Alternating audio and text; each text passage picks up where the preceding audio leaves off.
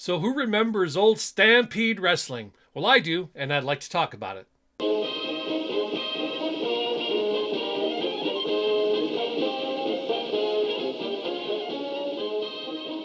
Hello, everybody. Rodney Dean here. And you know what? It's Stampede Week in Calgary with the rodeo and the fair and that. And, although I'm not a big fan of Calgary being a native Edmontonian, the Battle of Alberta kind of started with the Oilers and the Flames. Before that, though, was Stampede Wrestling. And in the 70s and 80s, I mean, Saturday was filled with watching cartoons, but then my friends and my brother and I, we'd get together and we'd watch Stampede Wrestling. A lot of the people that were wrestling back then, and a lot of them were budding stars that went into the WWF, which is now WWE. But that's what we used to do. We used to love Stampede Wrestling. I think my favorite was Hercules Ayala was his name.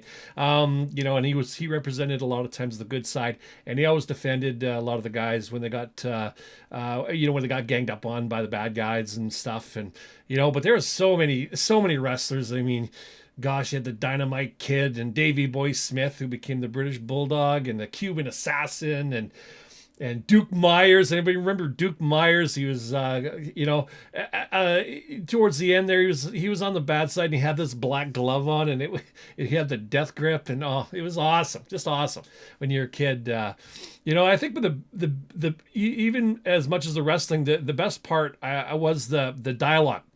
All the interviews and everything. They had the host, which was Ed Whalen, and he it was one of the first impressions I think I ever did was Ed Whalen. It says, "This is Ed Whalen with another edition of Stampede Wrestling, a real ring-a-ding-a-dong dandy."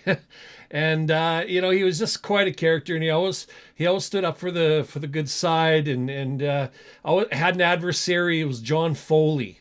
I don't know if anybody remembers John Foley. He was sort of the manager of a lot of the bad side of the wrestlers, and that they had they always had the big arguments and such. There was a few chairs come out in those two, but they were just, it was a fun and entertaining.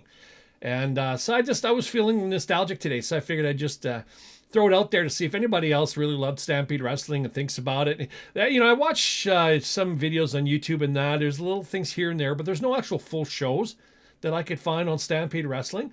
It'd be nice to go back and have some of that there and get the full show. But if anybody knows of that, please let me know. I'd love to get my hands on some of that and watch a few of them back. Even some of the clips and that, it brings back good memories of Stampede Wrestling. Anybody else remember Stampede Wrestling? Who were your favorites? I'd like to hear if there's anybody out there. Who were your favorites of Stampede Wrestling, or ones that went on to be. I mean, I got into the WWF, which is now the WWE, and there was WCW, and there's a whole bunch of wrestling organizations out there now.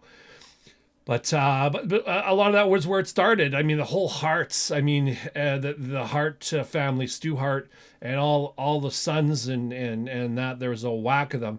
They all. Bruce Hart and Brett went on. To be a big star in the WWE, and Owen Hart, of course, and there Jim Neidhart. A whole bunch of them were there. So yeah, it was really cool. Anyways. Does anybody else want to chime in? And please leave a comment and let me know what you think. Do you remember, and did you like Stampede Wrestling? All right. So just leave comments below and let me know what you think. Please subscribe to my channel if you haven't already and you want to see more of the content I have with my voiceover business.